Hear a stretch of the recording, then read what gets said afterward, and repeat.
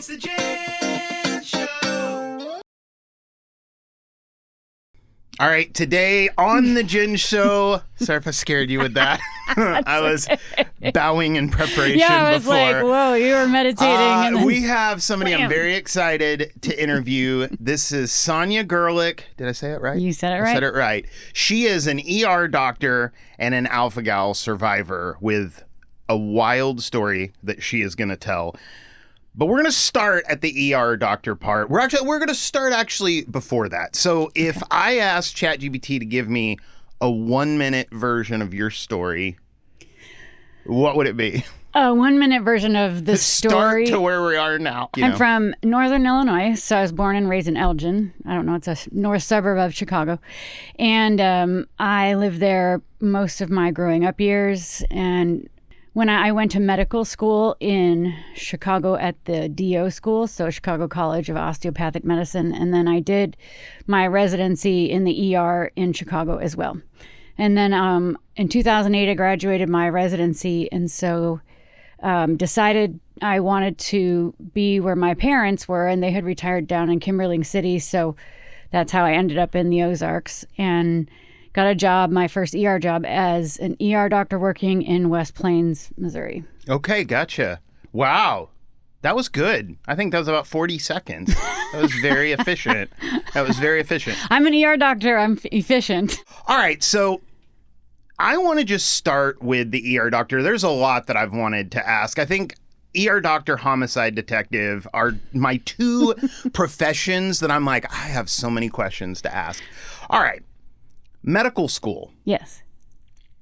How long is medical? First of all, do you have to get a bachelor's degree, then you go to medical school? Yeah, you get a bachelor's first. So you go 4 years, and then you start the medical school? Yeah. Oh, my. Wow. How long is medical school? Med school is 4 years. Oh, my gosh. So you're talking 8 years of studying before you even, see a patient? Or is that not even the end of that? Well, I mean, the first 2 years of med school, I guess it's kind of changing nowadays, but the first 2 years of my med school were purely in the classroom. And then the second 2 years, you're doing rotations. So you're working with patients, but you're a student. So you're the, bottom of the food chain. Okay. And then you do that for 2 years. And then when you graduate. Gotcha. As I'm a DO instead of an MD, I'm a doctor of osteopathy, which is very similar nowadays. Some people would debate that, but in the state of Missouri, they're very equivalent. Okay.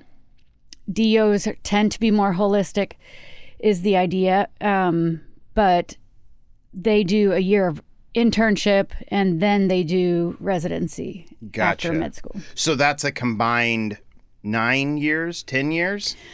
Well, before you're like, I'm a doctor and nobody has to watch you or anything like that. It's from the start of med school. Start of just school. Okay, so the start of I'm trying to undergrad, make it sound college. Worst possible. Yes. For me, it was 13 years. Because that is insanity. Why? Why did you want it that bad? I can't even relate. I've never worked that hard on anything. I think that I've always known I was very intelligent, and I don't say that to be arrogant. That's actually a question on here. Okay. I swear. I was Really? One of the questions was going to be, are you just really smart or do you like studying that much? No, I hate studying. I'm not a studier. I am smart, and I didn't have to study much up until med school, thankfully. So a little bit in undergrad, but not a whole lot. Since I was a kid, my parents were education's the most important thing. They came from really dirt poor Southern Illinois. They were like, you've got to get an education and do better than us in the long run. So I knew that. I decided as a kid, I was like, well, I could be a doctor or a lawyer. So those were your two options. So you were very smart, so you didn't have to study constantly. Right. Not until med school. It's still very wild. I mean, it's not that I don't think I've ever tried hard or anything, like I said, but just school, I was over it. I got a degree in psychology, and then I was like, see you later, I want to be a musician. Right. Which is cool. I do think that it was viable of like, I do think I learned very pertinent things. I mean, I care about psychology. I think I learned a lot of how to interact with people and learning stuff like body language and things. Sure. I think they're actually very applicable. But that being said, I've never used my degree, you could say. All right. So you said you had like a residency. At what point did you step into the ER? So I had done like in your third and fourth years of medical school, you do rotations in all the different basic fields of medicine. Got to work at Cook County for trauma, and I got to work at University of Illinois for toxicology, and really amazing places to study in different kinds of medicine in the ER. I mean, how did you say you like started in the ER? I'll go back to that. So in third year of med school, we start doing rotations. I was planning like, okay, my goal was I thought I was going to do family medicine.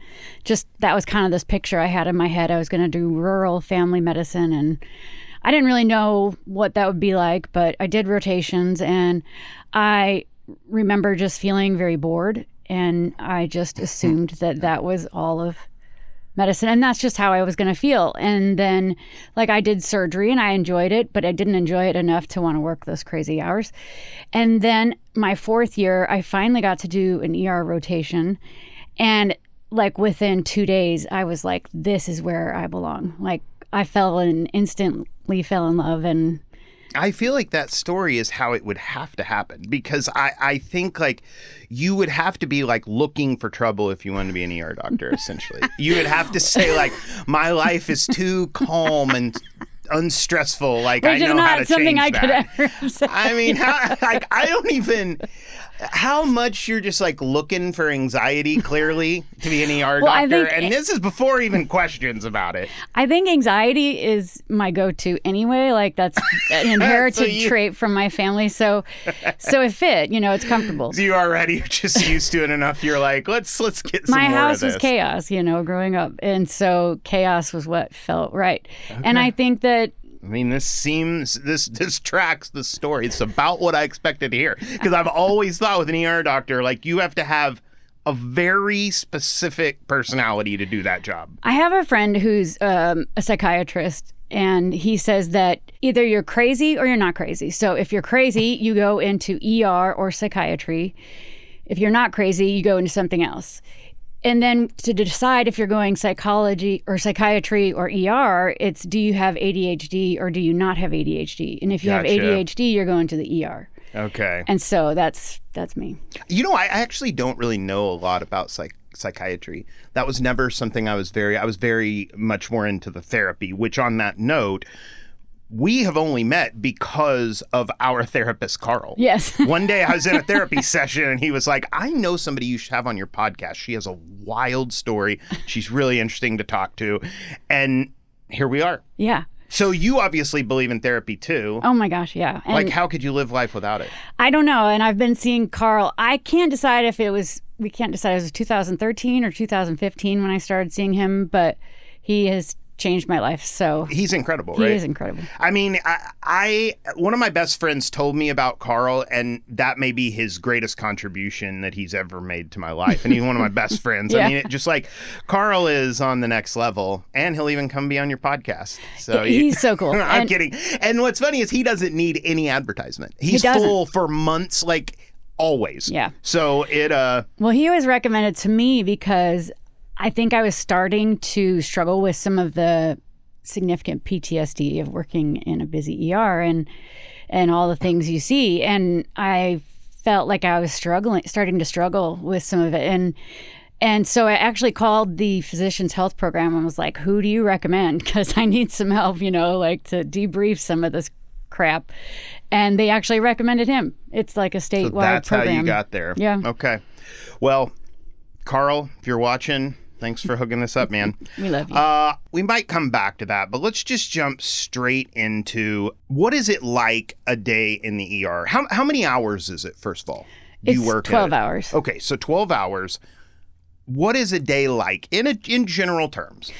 Well, It's you walk in, and where I'm at now, I start at 6 a.m. and you just never know if you're walking into a busy ER or you're walking into nobody in the ER. And I've had it both ways. I doubt you ever get bored, though. Probably Oh my even at gosh, its no. lowest No. point. It's not like... And I thought, honestly, this is a smaller hospital that I've gone to, and I thought, it was going to be slower. But honestly, it has been so incredibly busy because I'm the only physician that's working during that 12-hour shift. I'm the only provider. Wow. So everything that comes in, I have to take care of. So literally everyone that comes in, you have to see them. Yeah. And the part of the process. Yeah. Okay. And so it could be like I said, in the mornings, occasionally there's nobody there when I get there. And it'll be a few hours before somebody gets there, and I'll have time to eat breakfast and just chill out and relax. But a lot of times there'll be 3 or 4 sign-outs from the night before. So like patients that, didn't get everything finished, or they're waiting to be transferred or whatever. Because we transfer out a lot of stuff because we're a very small hospital. And then I basically take over those patients, and then I take anything that comes in new as the day goes on. Okay. Do Roman candles really blow up people's hands? I don't know. What Is that exactly is a Roman candle? Like, It's those things you hold that are like round and they have like 10 different yeah, things. yeah. They probably could. Well, they could, but I'm saying, does that really happen? I mean, I don't know that I've seen a Roman candle ever do it. I knew it. I've seen lots of other much more dangerous Fireworks. ones. Yeah, see, that blow makes up sense. hands, But they yeah. tell you that as a kid. They say, don't use those in your hand. They blow up in people's hands. They blow them up all the time. They blow people's hands off.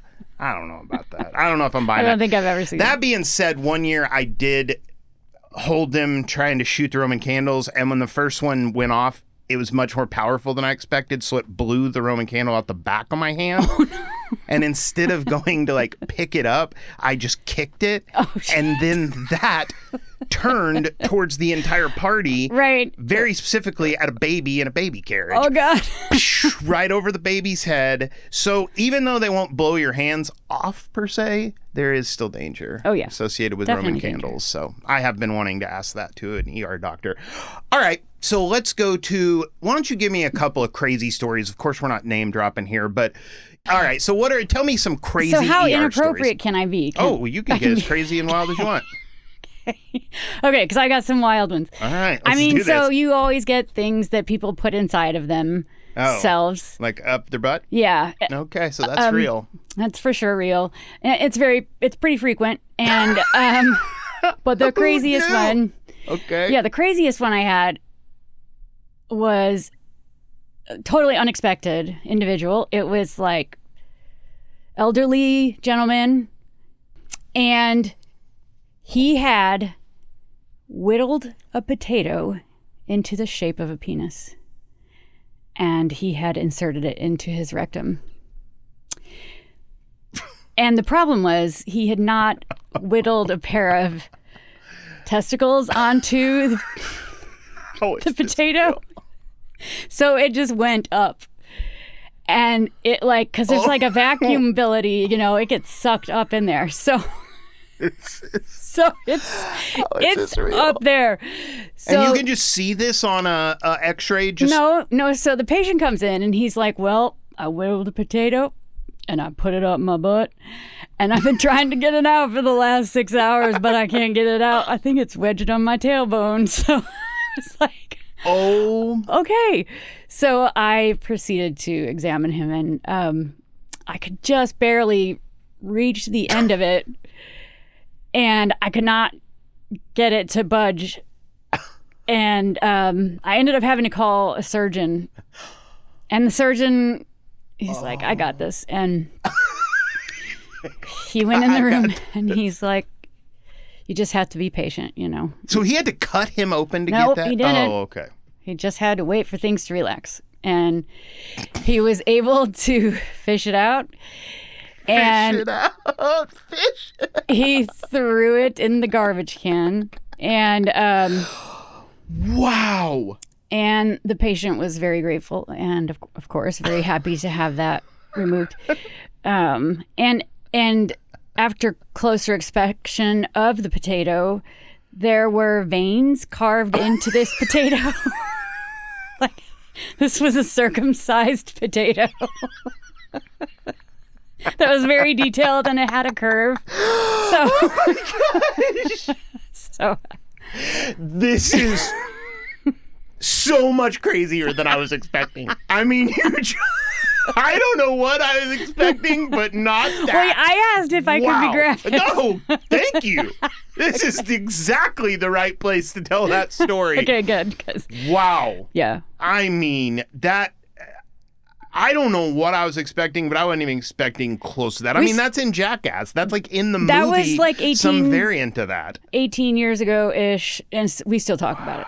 Yeah, that's That was- mind-blowing. Yeah. How that's- do you like? What is the look on your face as he's telling? Do you have to kind of be?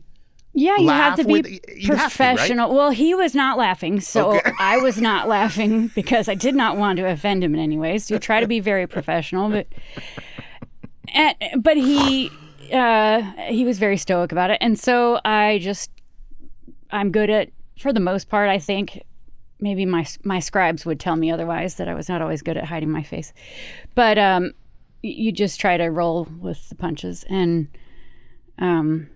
Yeah. so... Wow. Yeah. I mean, you're welcome for that. That is, I did not think we were getting something that wild. All right, so let's go. Give us one more at least. Well, I mean, I've seen crazy too, like bad crazy, you know, like I've had horrible things, you know, people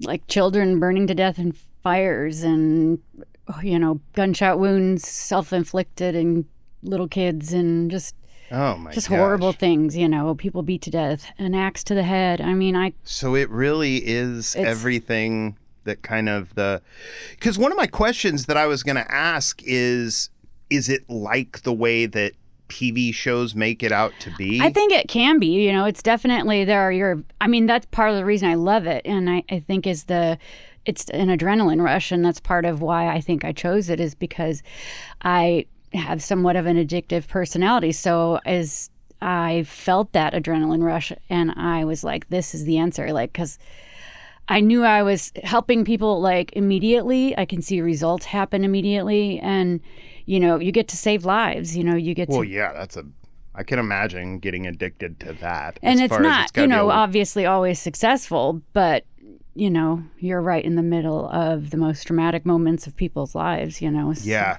So it's, for me, it served it fills a void that I didn't know I really had. Yeah, the show specifically, and I don't even love it. The Pit is the one that I had seen most recently that I wondered, is it really like that? I've never watched it. I don't know. Honestly, your description makes it sound like it's I've heard that it's similar. very realistic. I mean, it's in Chicago, so it would be just... I've heard it's very realistic. I mean, I think that, you know, you have your exciting things, you know, your exciting patients, your challenging patients, and, you know, you have your times where it's like nonstop. Like even at this little ER where I work, I had, you know, 4 bad car accidents. Well, 1 car accident, but 4 patients arrive at the same exact time. Wow. From this, you know, major trauma, and I am the only physician, so I'm having to take care of them with my nursing staff, and like, it is nonstop. What do you do in that scenario where you've got 4 people at the same moment? Do you just literally put a number of not importance, but which needs quicker attention? Yeah, you have to prioritize, you know, like you try to understand which one is more critical, which can you do something about quicker that may change the outcome. You know, if somebody is going to need like a quick procedure, you got to know, okay, are they going to need, you know, you to put a chest tube in their chest because they've got a pneumothorax or, you know, collapsed lung, or do they need you to put a tourniquet on because they're hemorrhaging from a horrible leg wound or something like that, you know, and so you have to prioritize, but you also have to make sure you're not neglecting anyone else. So it's rough sometimes. So I would imagine that the nurses do more than probably people give them credit for. Oh yeah, and those nurses there are phenomenal. They are so good, and they they know what to order, and they'll talk to me like, hey, this is what I've got. This is, what's come in. Also, this is what we're concerned about. They'll run it by me. We'll decide what to order. If I need to go back and order things, then I will. But we have a phenomenal staff there at Texas County. That's where I'm working. So, shout out to them. Yeah, they're awesome. So tell me one more wild story. Let's get one more that really sticks out to you, a singular thing. Can you give me one more? Yeah. One of the hardest ones I ever saw probably was, this was working in Chicago, and there was a woman, it was about 2 a.m., and she had been on the phone with her family. I guess she was driving home from college, the only person in her family or neighborhood that had gone to college. And she was driving home for spring break. And this, like 2 or 3 a.m., was on the phone with her family. They hear a crash. Phone was cut off. They call 911.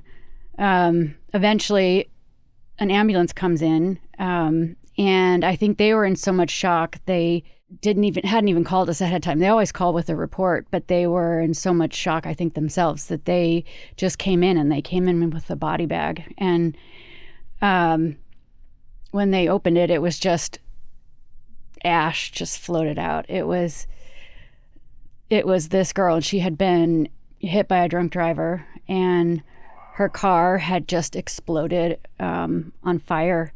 And maybe she was unconscious, or maybe she got knocked unconscious, but she just basically was completely burned in the flames. And when they brought her in, she was like blackened char entirely. There was one patch of normal skin, like right here on her hip, and you could still see her socks intact. And then the crazier thing, was 2 hours later, the drunk driver showed up as a patient because he had crashed his vehicle into hers, and he ended up being brought in, and we had to take care of him as well. Just like you're going to treat everyone identically the same, like no matter what the scenario of, like, you're going to still treat them with as much care as you would. That's got to be wild as well. Yeah, it is. It can be frustrating and hard, but yeah, you definitely have to, because for their sake and your sake, you don't want to miss anything. Right. Wow. And if maybe it can be a life-changing scenario for them too. Right. So that kind of gets me to a question that I had. I mean, obviously we talked about both going to therapy, but how do you not just get depressed by this stuff? I think that you have to have a certain personality already. I think that, I knew I was capable of, I don't know why, I guess I knew I was capable of dealing with that, but I knew I was capable of dealing with rough stuff. And I think just doing it as a student and realizing that I flourished in that environment, then I knew I was going to be fine. But do you deal with that like daily? Do you feel like if a day was really bad, did just certain things stick in your mind and it's hard to feel happy after work? Sometimes. I definitely go home and obsess over like 5 or 6 different patients every day. Like, okay, I should have done this, or I should have done that, or what about this, or did I not think of that, or did I make a mistake with this? And I think I'm getting to a point where, like, I trust myself. I have a faith that God is helping me in my job. So I feel like I'm doing the best that I can, and I'm doing, everything that in my heart and mind I believe is right for that patient at that time. And we're going to all make mistakes at times, but my intention is always to do what is right for that patient. Yeah. Is there a reason why doctors work 12-hour shifts, but normal people work 8 hours? Because that never has seemed like I don't know. That should be the case. I don't know. I think it makes the schedule easy because you have a day person and you have a night person. I guess so. It seems someone to do days, someone to do nights. But you agree that's odd, right? That in the entire world of jobs, you can't work more than 8 hours, but let's let the doctors. Well, yeah, and and the nurses, and they do it too, and it's very just strange. It is I'm hard sure jump. there is a reason too about like probably when you leave you have to pass over patient. I mean, I'm sure somebody smarter than me thought of a reason. I don't but, think so. I really don't think it, so. I think they just came up with it. They just came up with it because it's a nice round number. Yeah. A lot of places are, bigger facilities are trying to get away from that. Because it is very odd. I've thought that my entire life. Yeah. All right, so let's go to the next part of this. If I think of something ER, we'll come back to this. Let me just check my cans. That's gonna make a banger of a clip. I mean, I might advertise that one because there's no way that people think that's real. Like, oh my God, it's so real. Jackass, the movie, like that he does. Steve-O does that. He So the fact that you've really seen that in real life. I've seen X-rays of patients with multiple vibrators up there. Wow. Can I use that little clip? I don't care. Sure. Just checking the cameras and telling her how crazy that potato story was, and turns out that's the tip of the iceberg. Tip of the iceberg. Sometimes you just walk into them. Wow. All right. So we got a big story here. I will start it with, so you got bit by a tick.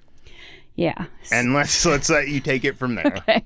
So this was 2019 in the summer. I had 2 tick bites in my stomach, and they had been there probably a couple days, and I noticed they were within 2 weeks of each other. So you didn't notice like right away that you had gotten them. You noticed once you like saw the bite. Yeah, like there was a tick in there, and it had been in there for like probably a number of hours, maybe 24 hours. I don't know. Okay. And I realized they were both Lone Star ticks. They were the ones that have the big white dot on their body. But there are many, many ticks that cause illnesses. And so anyway, I didn't think a whole lot about it. I took them out. I didn't do anything else. And I just went about my time. And then probably within the next few months, I started it always happened at work. I would be at work and I would order. I always loved this one, like, I don't remember if it was Ruby Tuesdays or what, this pasta that had andouille sausage in it. Okay. And so that's pig. So I would eat it at work, and then within a number of hours, I would start to like get some upset stomach, but for me, it always went to my throat. Like my throat started feeling tight. Like I would always have to start clearing my throat. And then I would feel like I was having a hard time breathing. And how many days is this after you found the tick? This is probably a couple of months, honestly. Okay, so it didn't, because that was a huge part I didn't know about this, is how quickly it went from, I got bit, to this part of it. I don't know. I don't know enough about it to know what the typical time frame is, or I can't think of the word, but the time frame for waiting for it to start to grow and, the so antibodies in this point, to be though, produced. In your case, we're talking a couple of months. Yeah. To where we're, Yeah. Just to give the frame of reference. And then it happened at least 3 times while I was working in the ER. And so they ended up, giving me like epi and, an EpiPen and stuff like that because it was affecting my airways. And so okay, gotcha. And then they had me see an allergist, and the allergist did tests and they drew blood, and they found out it was most likely alpha-gal. My numbers weren't super high, but the numbers aren't the whole accurate picture as to how you get alpha-gal or if you have it or not. So anyway, which I've met a few people who have it since I found out about your story. Yeah. From when you and I first talked to right now, I suppose it's more common. I mean, maybe I shouldn't have broken in with this right this second, but it's crazy. I had no clue until I met you that other people I knew had it. So, all right, so go back. So you went to an allergist and you found out you had a small amount of alpha-gal. That's what they thought, yeah. So they said basically you've got to avoid all mammal products. And so that's like beef, pork, squirrel, deer. A lot of the good ones. And in some cases even dairy, cheese, that kind of stuff. Wow. So I was decided, okay, I got to do all that, and I've got to be very strict about it because I had already gone gluten-free like 8 6 years prior to that, just because of it was affecting my guts, and and it was much happier after I did that. So I was kind of used to the idea of eliminating foods from my diet. It was like, okay, if I'm going to feel better, it's worth it. So, but I did not realize how severe the reaction could be to milk, and that's what ended up setting me off. I was exposed to very small amounts of milk, and I started having a reaction, and I was at home, and I told my husband at the time, I was like, I did my EpiPen twice, and I was like, this is not getting better. It's just getting worse. So you had trouble breathing? That's where it went to Yeah, it was in my immediately? throat, and I was having a hard time clearing my throat. Like, I always felt like there was something in there, and I was getting worse, so they decided to intubate me, and they put me on a ventilator at that point. And I was put in the ICU. So as a frame of reference of time here, first of all, why is it mammals? Is there a reason why that is Mammals are specifically? the only thing that we ingest that produce this, I think it's carbohydrate moiety that attaches to fats in a mammal that almost every mammal has except humans. So humans don't have it, and a certain type of wild ape that lives in, I forget which jungle, that is very specific. So that once you have doesn't this, you can have it. only eat human and wild ape, or your only Right. mammal meat you can have. Yes. Okay, got it. Yes. So to go back, which is fairly looked down on. So you like to keep that slim in the diet. I don't usually eat those. Good.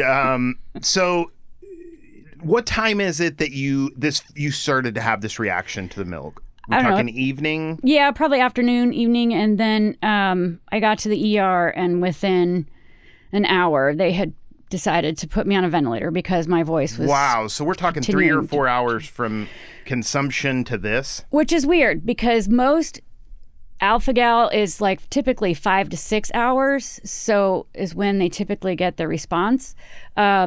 So I don't know if because I'd had multiple reactions already that my response time had just already increased. Okay. I mean, everybody's a little different too in how they respond. Some people just get stomach aches. Some people get hives. Some people have anaphylaxis. Some people it's just to one type of mammal. Some people it's to everything. Okay, gotcha. So, so this was probably 3 hours, I would say, Okay. 3 or 4 hours, and then I was put on the ventilator and I was put in the ICU, and then I was in the ICU for a very long time, and I don't really have a clear understanding as to what was going on during a lot of that time. Because So that quickly you were kind of going in and out of consciousness? well, they immediately, as soon as they put me on the ventilator, they put you in they induce like a coma basically, so Okay. that you're not aware, because that's a miserable thing. If you're awake during that time, you're going to be fighting and constantly coughing against the ventilator, and it's Oh, that sounds very awful. uncomfortable. And yeah, so they sedate you and give you pain meds so that you're in la la land. But Okay. and then I didn't know what was going on. Like from the time I was put on the ventilator, I have a few moments here and there. Like I remember waking up in the ICU, telling my dad, because I remember my dad being there and trying to gesture that a meth head had put meth on my ET tube because I was hallucinating and having these crazy delusions, and that he needed to wipe off my tube that was breathing for me because otherwise I was going to start breathing in this meth. And so Wow. I don't know how I So made you him were understand. like kind of telling him these things? Yeah, I was gesturing to him and writing it down, and so he would wipe it off periodically for me. Do you as it- remember thinking that? I do remember that. I remember that specific moment, and there are like just flashes here and there of things like that. So I this remember. is okay. So we're talking. It was 2-3 hours from the consumption to the ER. Then they put you on the ventilator, kind of put you under. Where are we at this point from So this? then they admit me to the ICU. I don't know how many hours that took, but finally I got to the ICU and they put me on like epinephrine drip, high doses of steroids, Benadryl, etc. And Is this though when you're talking to your dad? Is it this later part or was yeah, that like sometime okay. during the next 9 days. I was in the Okay, hospital 9 days. on the ventilator in that ICU for 9 days, and I don't really understand what was going on during Right. that 9 days. Like Yeah. Does it just, how close is it to the feeling of sleep? It's not sleep because so much of the time I was having delusions and hallucinations. So, I mean, yeah, I'm sure there was time I was sleeping and just completely unaware, but there was a huge percentage of the time that I was having horrible hallucinations, and they could be, some of them were like absolutely demonic, I thought. But all of them were bad? For the most part, all of them were bad, except I had one decent one, and that was weird. Well, I don't know. I can't even explain some of them because they don't even make logical sense. I saw a list one time, and the number one thing that like annoyed other people was describing dreams to other people. I don't feel that way, but it was funny. I never thought about how like when we're telling our own dreams, they sound interesting, but to other people, they're like, I don't even get it. Yeah. But you can share yours because I am very interested in this. So you had, all right, so we're at the 9-day mark. I think it was 9 days. I was in the hospital on the ventilator. I went into, at some point, I'm going to say it wrong, Takotsubo cardiomyopathy. I think I said that right. Where basically they call it a broken heart syndrome, where your heart just becomes floppy and stops beating correctly. So then my heart was becoming really bradycardic. It was going down to like the low 30s. And they did an ultrasound of my heart, and that's what they diagnosed me as having. I don't know if that was because of the medications. I was on such high doses of those stimulating medications, like the epinephrine and stuff. And they were thinking, like, they ended up doing a bronchoscopy where they go down and look at my airways to see if the swelling had improved, to see if they could extubate me, take me off the ventilator, and send me home.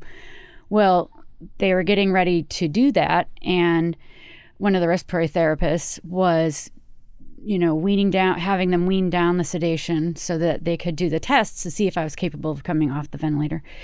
And she's like, this is not right. She's not moving her left side at all. And they realized at that time that I was paralyzed on my entire left side. So they immediately called the doctor, and he ordered a CT scan. And they found I had a massive hemorrhage in my brain on both sides of my brain, but it was much worse on the right side. And Which do our brains control, like the opposite sides of our body? Yeah.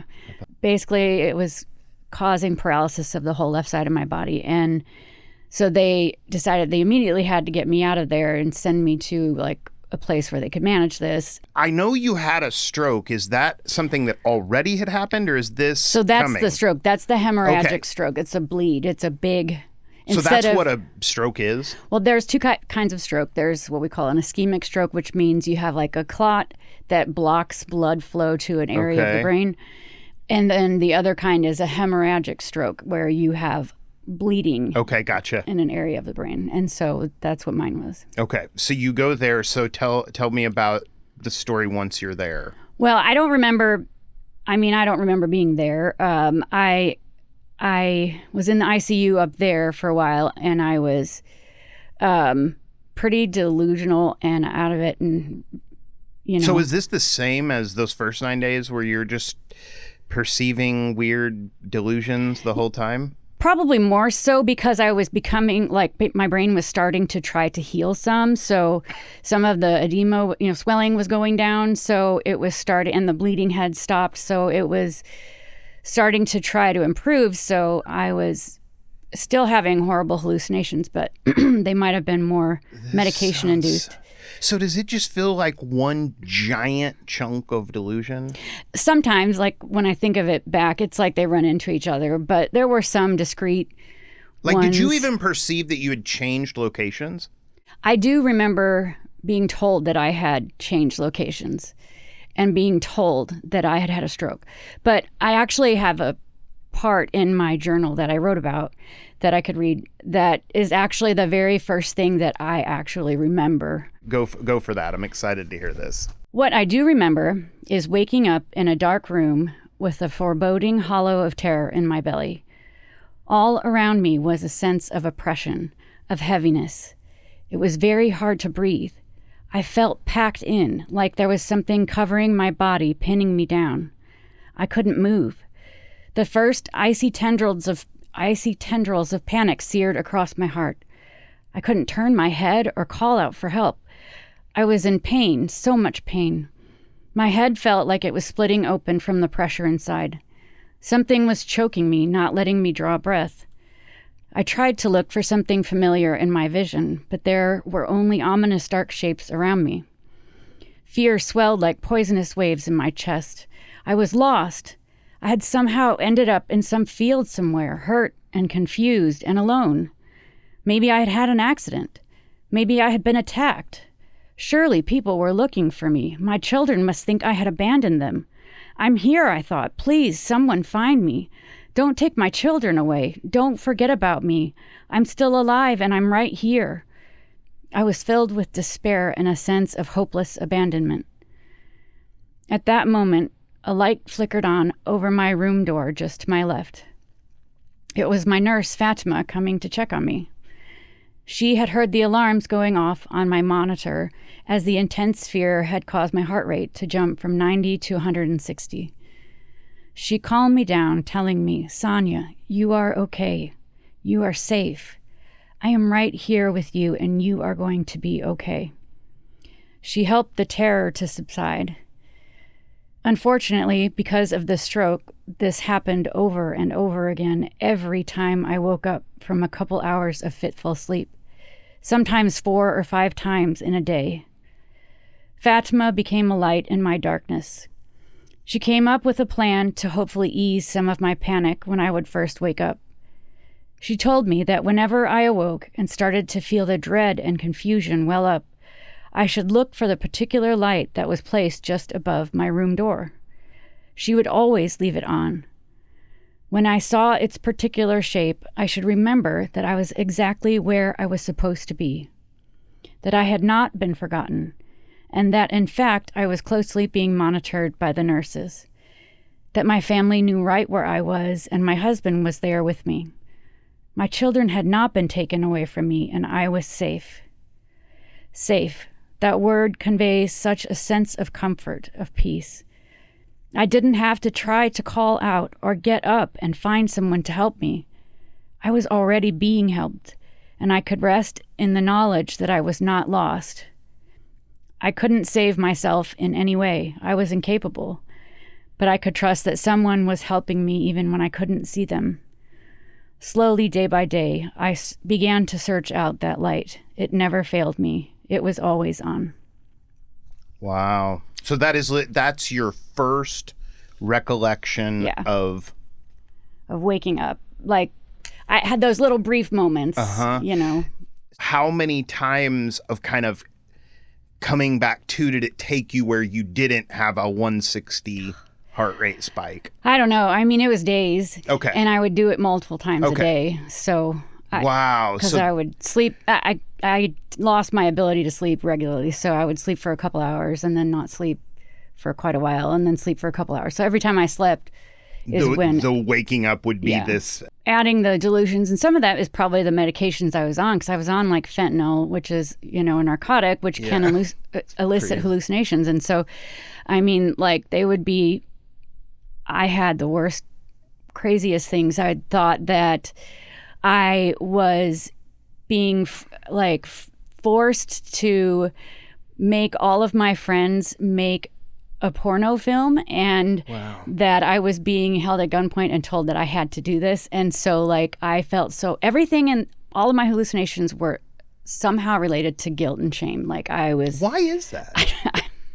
I'm sure that there's reasons, you know, like I've had experiences in my life where, you know, like that I don't necessarily want to talk about, but you know, where you own your own shame that's not yours to own. And but it's still just interesting that they were so much that your brain wanted to make them negative. There has to be some I think that's the thing that Carl said about me before my stroke. I was so dark and I would get so extremely low, and I would spiral down into these horrible places. I mean, I was never suicidal. I never had that desire. I would text him, you know, and he lets you just text him like your random thoughts, and, you know, he'll just listen to them and read them.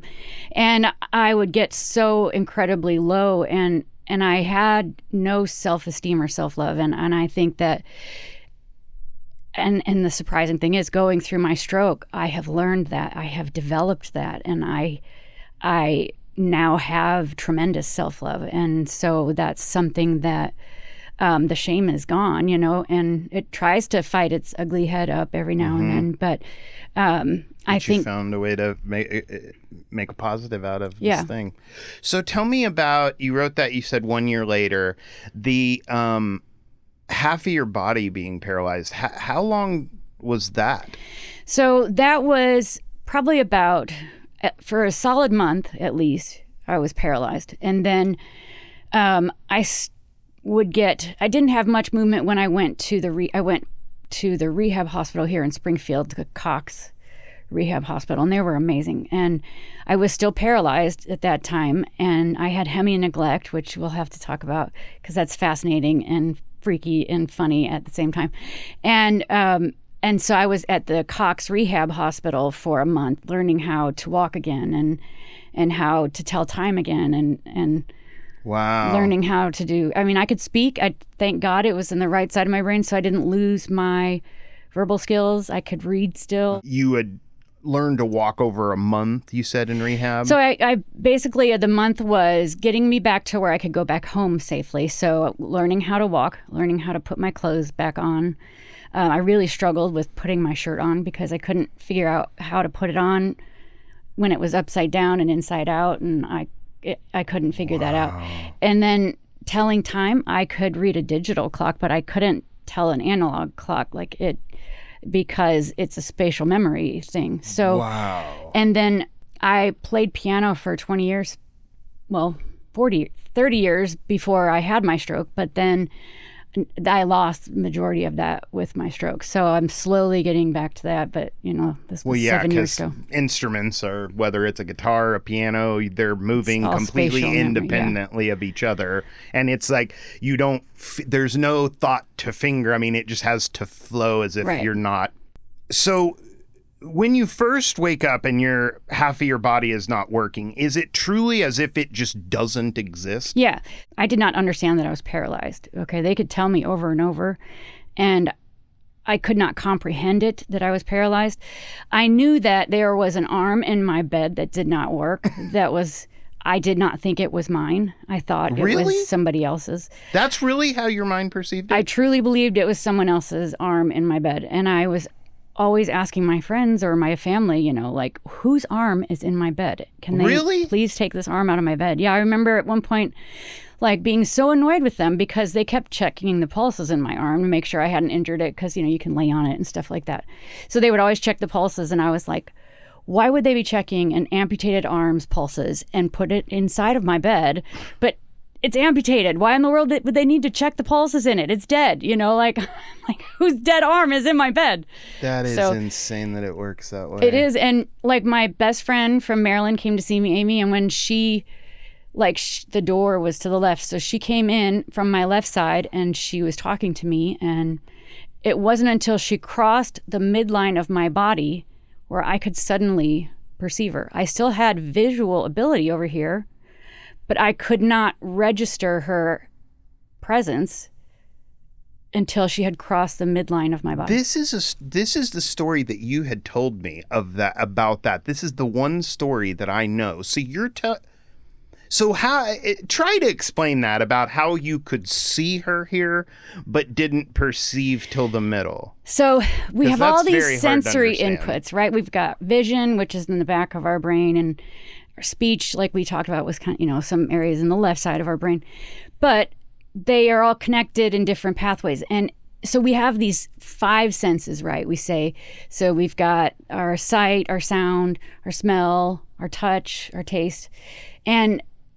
But we don't, when we put our picture together that we're seeing of the world, it's not 5 disjointed, streams coming in, feeds coming in. It's one cohesive picture. Right. And so your brain has all these extra processing centers that are integrating all of those senses together to make it into one cohesive picture. And so when some of those processing centers go down, then or the connections that connect the right side to the left side or vice versa, then you cannot get that cohesive picture anymore. And so the detachment from my right to my left, was pretty impressive. Like I, couldn't move my leg, arm, face, and I couldn't feel it either. But then I also could not perceive that it was mine. That is, wow. That is, and what were people's reactions to that? It was hard for them to understand. I mean, like they would figure it out. Like Amy remembered, okay, she has to come and talk to me on this side of the bed, and it slowly got better with time, Right. with weeks. But Oliver Sacks is a great author that writes all about these crazy brain lesions that cause these weird, like, neglect symptoms. So if you're ever interested in looking at or reading about neurological weird cases that are like that, like the guy who mistook his wife for a hat, because if he saw her, he couldn't tell it was his wife, but if he put his hand on her head, then he knew it was his wife and not his hat, just by his touch. So it brought in this other sense and somehow incorporated the visual. Oh, and I know now that that's my people wife. hear that, and I know that they think there's no way that's real. The brain is and this all comes back to me having this one thing and having just baby versions of the stuff you're talking about that make me just know that can be true. Yeah. Because and the medicine is really controlled. Any seizure I have now is just so tiny. But the way that after in the early, really strong ones, the ability to be able to think sentences, but they just cannot come out of your mouth. Just blah, blah, blah, comes out. Yeah. Nothing. Yeah. That, once again, is kind of a perception that makes me get it. And then the auras that I have, there was, in the worst part of my epilepsy, I would think about my aura was monster trucks. If my brain just all of a sudden started thinking about monster trucks, That's crazy. I knew it's time to sit down or lay down. And that's freaky. It's one of those things that you can tell people, and I know that they kind of think like, you're full of shit. But you know what you know, like, and that's what it was. And if it's, for a year, and then after that for a year or so, it was just cars in general. Yeah. Why? No clue. Yeah. The brain is very, very strange. So that's the reason I can believe some of these things you're saying, I guess, a little easier, because I've just had just enough of this weird disconnect that it's like, wow. I don't think I would have believed it. I mean, I don't that. think I would have understood it if I hadn't already been a doctor and I hadn't read some of Oliver Sacks' works and understood some of that to begin with. But I still didn't register that it was happening necessarily on a conscious level until later down the road. Did they just have you on pain medication for months because of this? Is that how that would work? In the hospital, yeah, I was, because I had so much bleeding in my brain. So yeah, I was in a lot of pain from that. Being paralyzed on one side, your body, the muscles will go into spasm because they're not being used, so my hips would just go into severe spasm because I wasn't walking, and So I guess where I'm going though with the question is, because pain medication, any opiate, if you are on it too long, you're going to become physically addicted to it. How do they handle that aspect of something long like this? I actually, they weaned me off appropriately, and when I went home, I had some pain medicine, but I did that. I handled that well. I mean, I ended up a couple, like a year and a half down the road, starting to abuse other medications because I just couldn't cope with my life. But it was not opiates. It was not, thank God, any controlled substance. So they managed it well. They do just wean you off. That is, because I've always wondered that, like how they dealt with somebody that needed that, like in a wreck or something, and you're maybe in the hospital 2 months. I always wondered, like, there's going to become a moment where... they just slowly wean you off. So that makes complete sense. I think this is going to be the last question. Is there anything about this that you want to add or anything? Like, is there anything from the story you've told that you think is like interesting or would want to tell as part of this? I think that the most important thing that I want to say is that that I guess I just want people to understand that the worst events in your life, the most horrifying, horrible events in your life, can become the greatest blessings in your life. And through this event, God changed my life. And I'm a miracle in many ways for surviving, period. But for also finding a deeper faith in God and trusting him. And also, I literally just started going back to work in the ER after 7 years of not working in an ER since my stroke, August 1st. So I am working now at Texas County ER. I had never thought I would be able to do it again. So another miracle from God. Thank you, God, that I am back in the ER and I am loving it. I didn't realize how badly I missed it. I thought I was done with it. I didn't think I would ever be able to handle it. And I feel like God has just pushed me and led me down this path. And here I am, and I'm doing it again. And I feel like I'm a better ER doctor than I ever was because of what I've been through, but also I'm more focused. I'm more careful. I'm just a better doctor overall. So That's amazing. Yeah. Congratulations on starting back, and we found a day. You sent me your schedule so we could pick out a day. That was very exciting. And I'm really on a kick too of being like a sober person. I think 10 years ago, when I started that, I thought a lot about appreciation. I mean, that's just kind of like you appreciate what you do have, things like that. And I've just been so caught up on this lyric that's like, I think it's SZA, and it says, we're chasing the fountain of youth, but it's in the present. And that just strikes me so hard because like right now is the youngest moment of our life. Like there is going to be a day where we look back at this moment and think like we were thriving. Yeah, exactly. And so because all we have is now. Exactly. And it has to put that into such a perspective. Yes. They made me, when I went through this facility, or it's another long story, but they made me read Eckhart Tolle's The Power of Now, and just learning how to comprehend that all we have is now. Yeah. And even as a Christian, I believe, yes, all I have in this life is right now. Right. And my job is to live this now to the fullest. Yep. So the last question I've got is, working in the ER as long as you have, what do people need to be more careful about?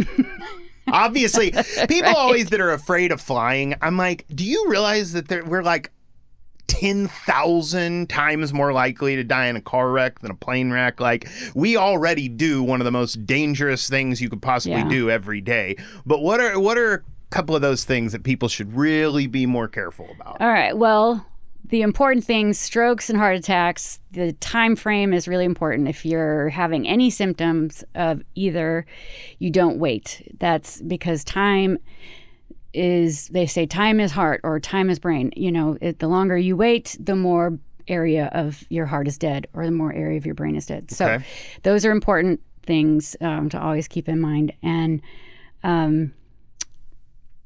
make sure you carve your potatoes correctly.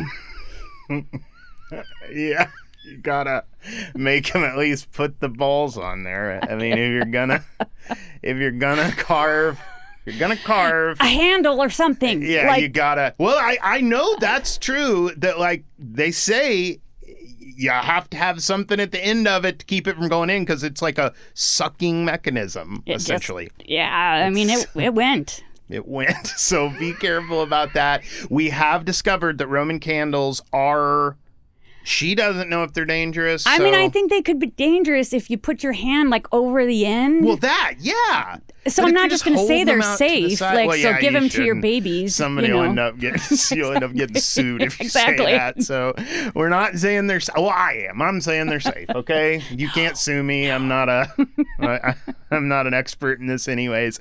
So, and I have to think too that just driving is terrifying, and this job, my new place, because we are so small and we are right next to a very busy highway, we get the bulk of the really bad accidents, and they come straight to us. And I have never been more afraid of driving compared to the last 3 weeks. I would think. That's what I would Almost think. every day I have had massive traumas that are from head-on collisions. One was with a semi, one was head-on collision and rolling. I mean, and it's just simple. One girl fell asleep for a few seconds and hit the semi. The other was, who knows, they got distracted for a moment. So you're telling me somebody had a head-on collision with a semi and like lived through that? Like, Yeah. is that just because cars have just gotten their I think airbag that's- systems are that incredible now? I think that's a big part of it. Yes. I did have a neighbor, Subarus, that's their big thing, that they're very safe. I had a neighbor that was in her 70s and got in a head-on collision with another car at about 70 miles per hour, and she maybe had like a crutch for a few. Yeah. I mean, it was mind-blowing. Yeah. So that's okay. So I mean, I guess the airbag systems are good, but I had to figure that was something you just saw Texting and driving. constantly. Yeah, just distracted driving. Okay. Bad news. That's another tip. Just don't even do that, okay? Yeah. Just only talk to your phone in the car. All right. Sonia Gerlick. Did I say it right again? You did. I've been kind of practicing that in my brain the whole time. You did great. Thank you so much for being here. I appreciate all of your stories of the ER and sharing your insane alpha gal story. And I suppose on that, let's also Avoid ticks.